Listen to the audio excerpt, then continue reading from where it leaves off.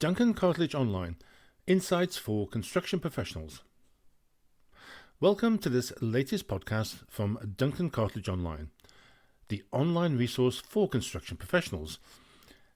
Duncan Cartledge Online offers more than 9 hours of video presentations that are available 24/7 for just £7 a month. Remember to subscribe to your usual podcast provider so you don't miss out on any updates, and be sure to visit our YouTube channel for additional content. It's great to have you with us again for another episode. And as always, I'm joined by Barney, my red Labrador, who helps keep an eye on things and occasionally offers some invaluable advice. Now, both Barney and I would be delighted if you could take a moment to write a review, because your feedback does mean a lot to us.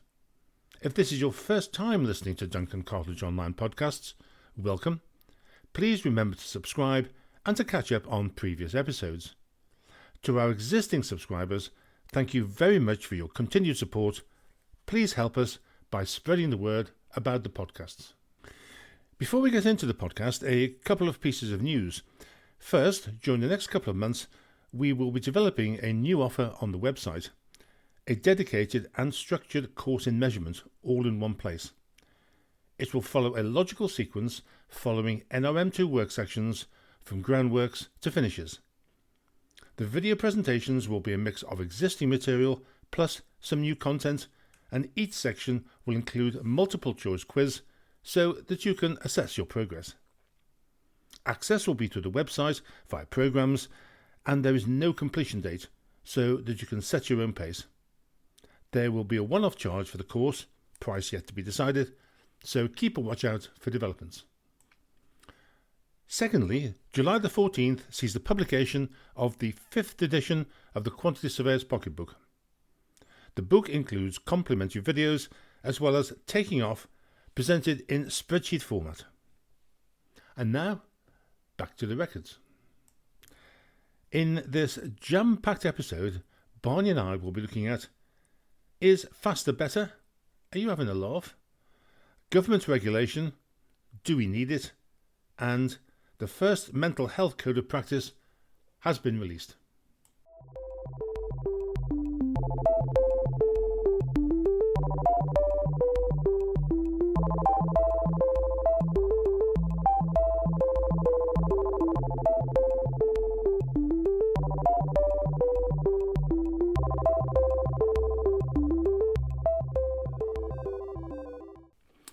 So let's kick off with, is faster better? Or are you having a laugh? The New Model Institute for Technology and Engineering, that's MNITE, I should call it MITI, doesn't exactly roll off the tongue, does it? Which is based in Hereford, has positioned itself as the UK's only wholly accelerated higher education institute. And while on the topic of naming institutes, back in the 1990s, when polytechnics and technical colleges were being converted into universities, Dundee Institute of Technology was after a prestigious title to match its new university status. Some bright spark looked to the world-renowned Massachusetts Institute of Technology, or MIT, and came up with the suggestion of the Tayside Institute of Technology and Science. I'm sure you can understand why it wasn't adopted. Well, from September 2026, a BSc Honours Construction Management will join MITI's existing 2-year accelerated engineering pathways, which include integrated engineering, mechanical engineering and autonomous robots.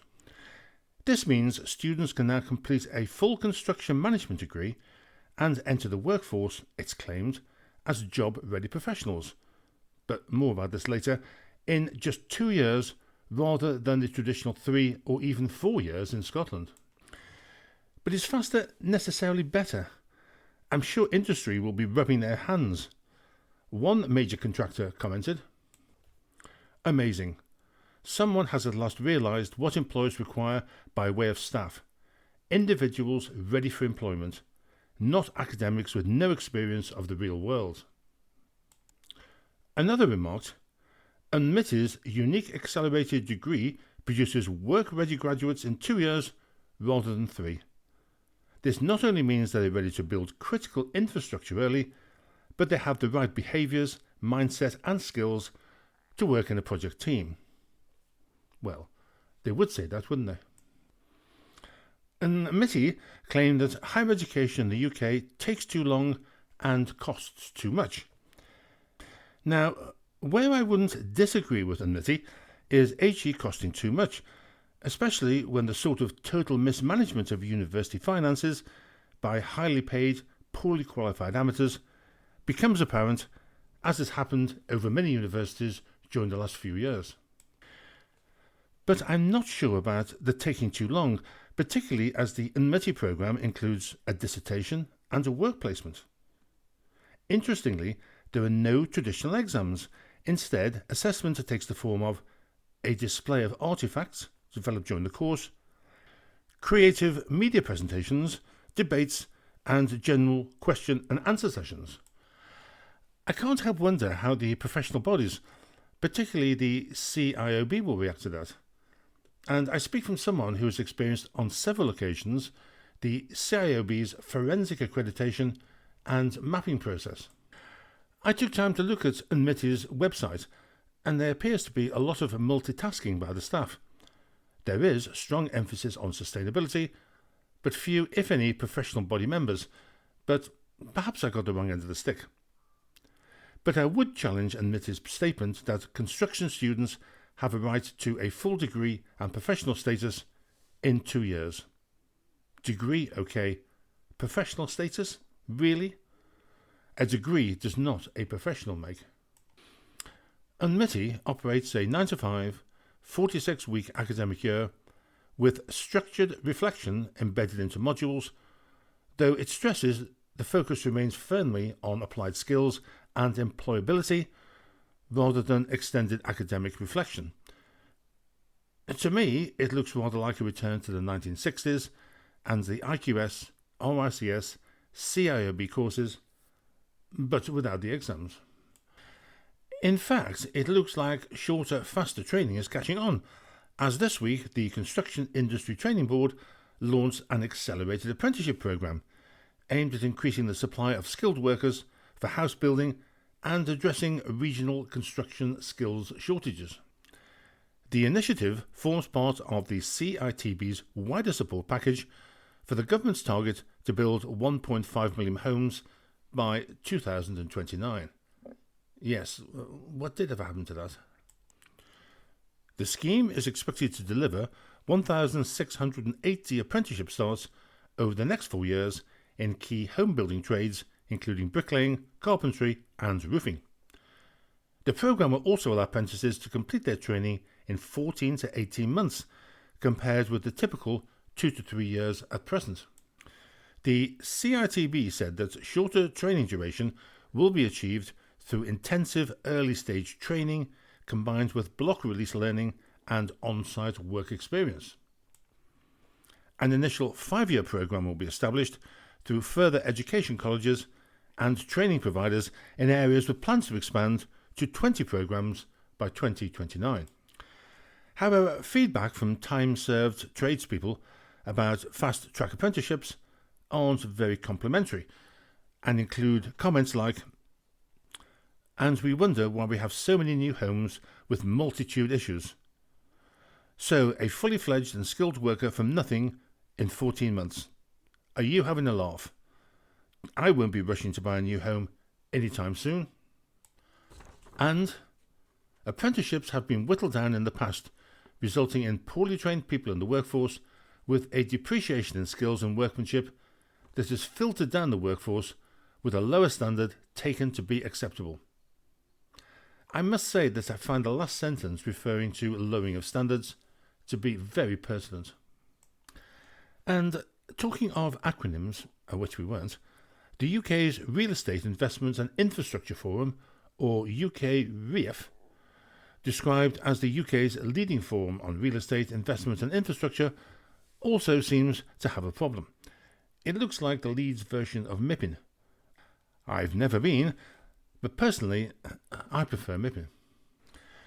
The need for construction workers needs no reinstatement, as the number of additional workers needed has, according to Skills England, increased to 53,000 between 2025 and 2035, partly to support government building targets.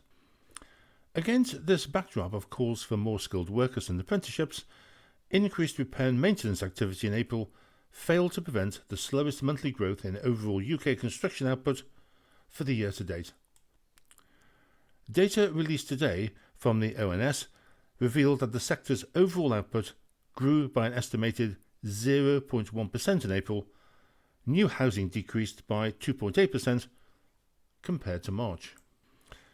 The sector has been battered by Labour's policies.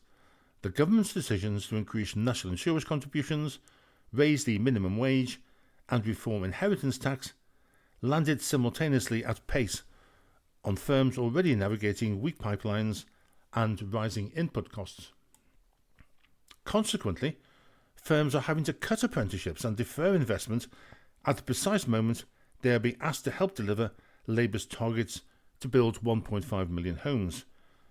There have been calls for Britain to follow the likes of Ireland and introduce targeted tax reliefs for construction and logistic organisations. In fact, if the almost daily reports are to be believed, the number of additional construction workers has risen to more than 1 million by 2035, and that's according to the Skills England first annual skills report and accompanying sector skills needs assessment. It's quite a mouthful. The report, published on the 1st of June, says construction faces the largest increase in workforce demand among the government's priority sectors. I think it's a fair assumption that construction will fall short of workers, so are humanoid construction robots the answer? Or is this just clutching at straws? Well, last month there was a humanoid robot summit, which attracted academics, construction industry leaders, and software and hardware developers.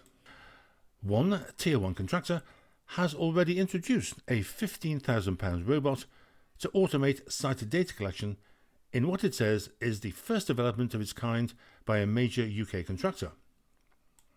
The move is aimed both at freezing up workers from time-consuming data collection tasks, but also as a weapon in the fight to address the construction skills shortage. The robot, named Douglas, has been on trial for 10 weeks and is capable of autonomously navigating a construction site to capture 360-degree imagery, produce progress reports, and carry out health and safety monitoring. Apparently, the 30-kilogram robot can climb stairs, use lifts, and open doors unassisted, although deploying it anywhere involving a risk of falling from height has been ruled out, and there's no current plan to get Douglas to attempt ladders.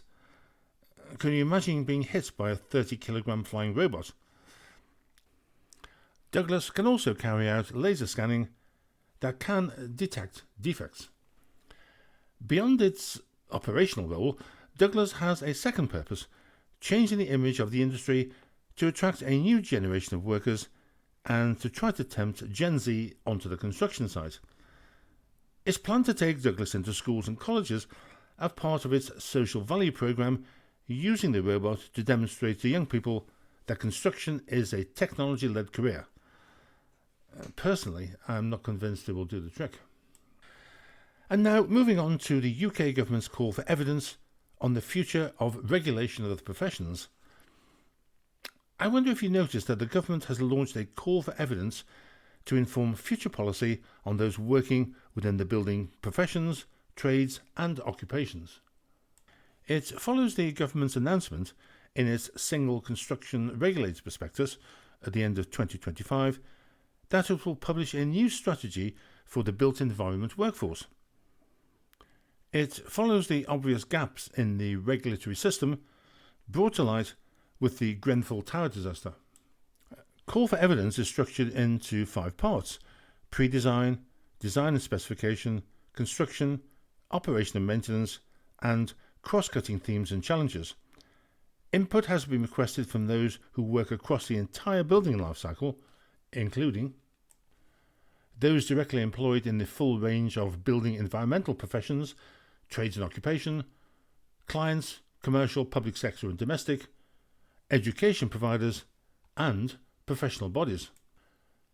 My first thought is, do we really need government intervention and governance? The RICS seems to have put the case forward for remaining a self-regulating body, although some may have a different opinion. And finally, moving on to the question of mental health and construction. The Mental Health Code of Practice. Last week saw the publication of the first edition of the Joint Code of Practice on Preventing and Managing Psychological Risk in Construction by the Construction Leadership Council for immediate adoption. Mental health is one of the most significant risk factors facing the construction industry, with the suicide rate for men in UK construction being nearly 4 times the national average, according to the ONS. To summarise the code in a paragraph, it asks the sector to apply the same discipline to mental health that it applies to physical safety risk, where we identify, assess, control, monitor and improve continuously. The code analyses 4 hazard clusters, which are working patterns, operational demands, people factors and environment, financial issues and support factors. Now, none of these factors is new, and the code is a lengthy document at 140 pages. Let's hope that the industry picks it up and implements it. Well, that's all for this episode. I hope that you found it interesting, and I hope that you're enjoying this gorgeous weather. Thank you for listening right through to the end. Barney and I think your stamina is world class, and we are still searching for that major prize. This has been another episode from Duncan Cartledge Online. We really appreciate it if you could help us by spreading the word, subscribing, and, if you've got the time, write a review. Until next time, thank you for your continued support, and take care.